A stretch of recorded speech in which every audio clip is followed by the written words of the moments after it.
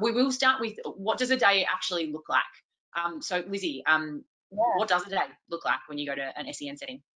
Typically speaking, you would assume like the day structure is pretty similar to a mainstream setting. But you're kind of looking at more to like one-to-one focus, particularly if you're support staff.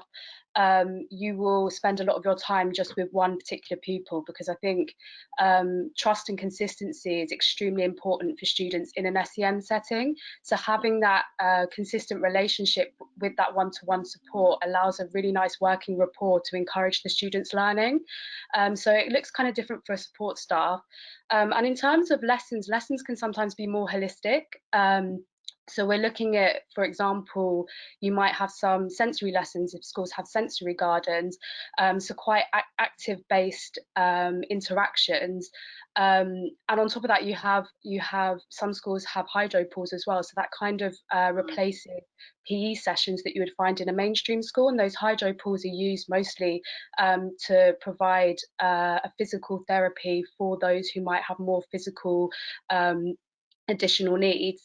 So it looks quite different in terms of the support you'll be providing and the type of lessons that you'll be providing that support with.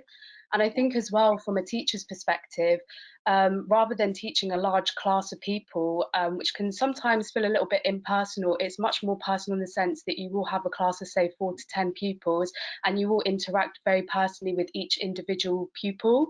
Yeah, and I don't know if you guys have anything to add to that, particularly Yeah, from your definitely. I think experiences.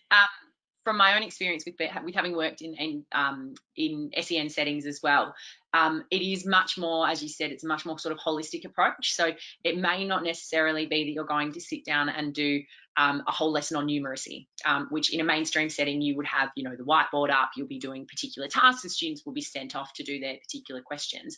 It's going to be more hands-on. I think that's probably one of the key things. Again, if it can be hands-on, it depends on the type of disabilities that you are working with.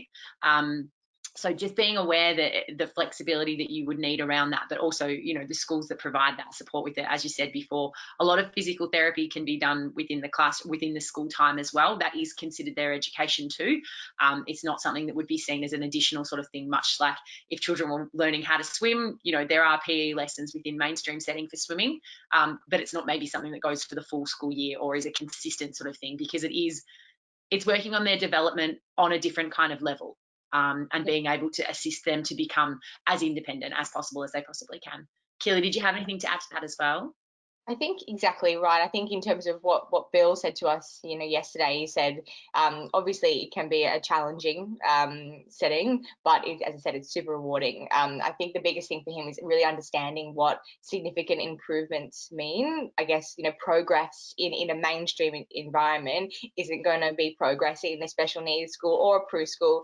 Those little steps are actually really big steps. So it's, knowing that's very much what the classroom dynamic's going to look like.